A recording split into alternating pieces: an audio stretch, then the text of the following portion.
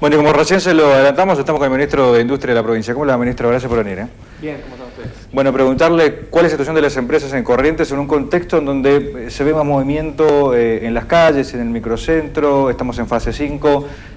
De a poco la línea de movimiento comercial y empresarial está en aumento. Imagino que no es como la normalidad total, pero ¿estamos mejorando? Sí, ya hace un tiempo y con sucesivos decretos y determinaciones gubernamentales, al poco de inicio de la pandemia y lógicamente de la cuarentena, se fueron habilitando distintos sectores comerciales, industriales y de servicios.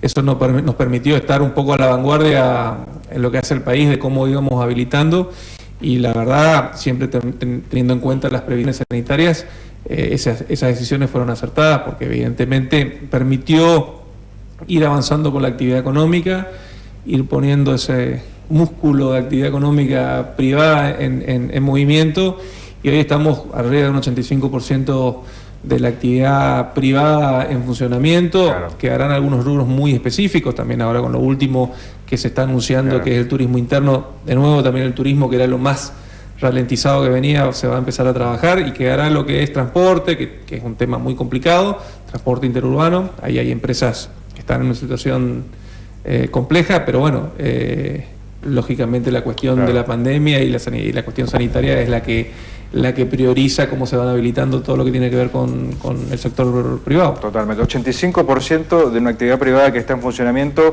Esto haciendo una comparación hace 3 meses atrás, cuando estamos en plena cuarentena. Es un número importante, me refiero a que fueron los primeros 30 días donde estaba todo cerrado y que había un sector totalmente apagado. Sí, también las características productivas de Corrientes nos dieron ese margen para empezar a trabajar. Recordemos que mucha de nuestra actividad primaria tiene que ver con algún eslabón de la cadena alimenticia, claro, el arroz, la parte del interior, claro, ganadería y demás, por lo cual ahí básicamente el primer decreto nacional que nos metía en la cuarentena dejaba habilitada, claro, o exceptuada ese tipo de actividades. La actividad forestal también rápidamente se pudo acomodar, porque muchos de los aserraderos que están en la provincia de Corrientes son parte de la cadena alimenticia, no como producto en sí mismo, sino para la logística. Los pallets, por ejemplo, muchos de nuestros aserraderos producen ese tipo de productos. Entonces, la verdad que la actividad de campo, la actividad en el interior de la provincia no se vio tan resentida, y lógicamente la cuestión comercial se fue habilitando ciudad por ciudad, y se trabajó mucho con las intendencias, fundamentalmente acá con la Intendencia de Capital. El trabajo que se hizo fue muy importante, y lógicamente cómo se iban habilitando los distintos servicios, ¿no? Claro.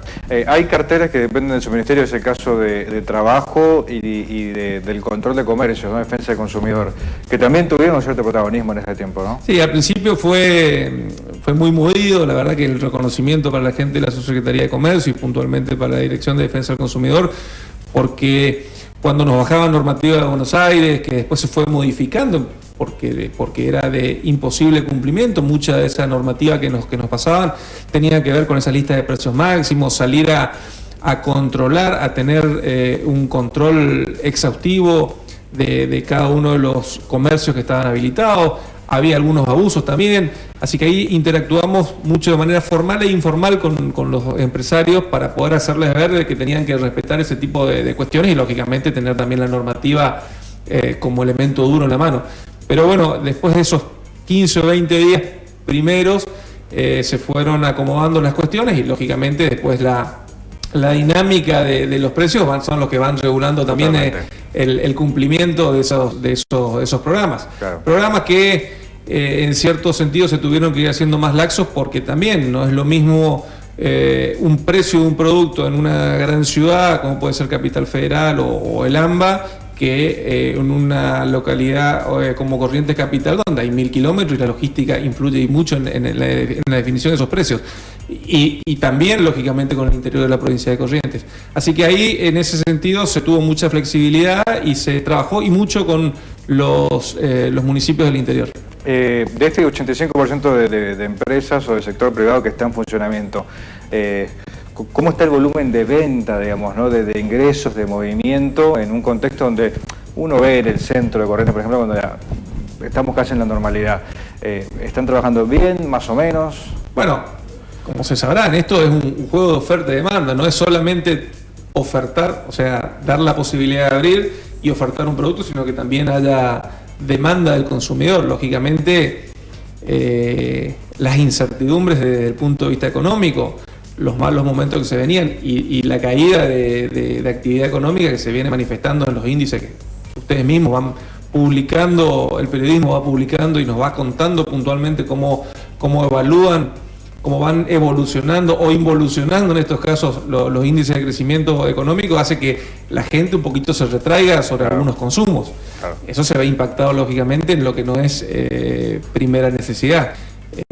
Nosotros abogamos de las posibilidades que tenemos del Estado provincial de seguir incentivando, apostamos a que el sector privado siga apostando a la provincia de Corrientes. De hecho, tenemos cada vez mejores noticias en lo que tiene que ver con nuestros parques industriales y lógicamente el compromiso del gobierno en pagar los sueldos al día, en mantener el plus salarial, en cumplir con todos los compromisos que tiene con su asalariado, entendiendo que también eso permite seguir moviendo la actividad económica. Claro, la gente quiere comprar, pareciera, ¿no? Porque Peatonal Junín, gente haciendo fila, respetando la medida digo, 2 o 3 personas por local, y se ve un movimiento en una Peatonal Junín, por ejemplo, que es el eje comercial de la ciudad, donde el correntino sale y compra, digo, ¿no? Como que se va recuperando de a poco eso. Sí, y también lo que tiene que ver con la industria del entretenimiento, ¿no? Del esparcimiento.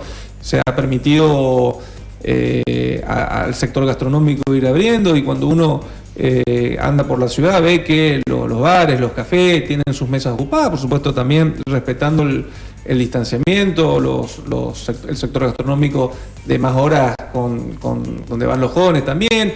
Así que me parece que eso ha permitido ir acomodando la actividad de alguna manera, y nuestra expectativa es ir a la normalidad, no una nueva normalidad, sino la normalidad que siempre tuvimos, y lógicamente que la actividad económica funcione de manera plena. Con la última consulta le hago, ministro, hubieron líneas de créditos a tasas subsidiadas que fueron destinadas exclusivamente para el sector, para activar el sector de las empresas. ¿Cómo funcionó eso?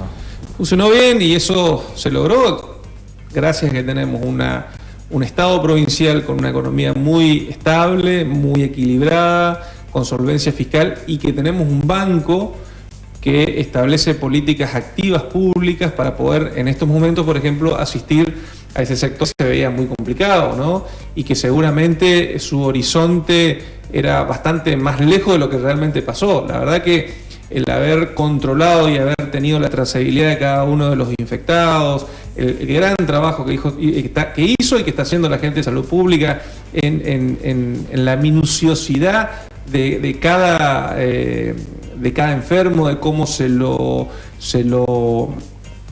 blinda para que el virus no pueda seguir y demás, ha permitido a todos los otros sectores empezar a trabajar sobre programas un poco más sostenibles en el tiempo.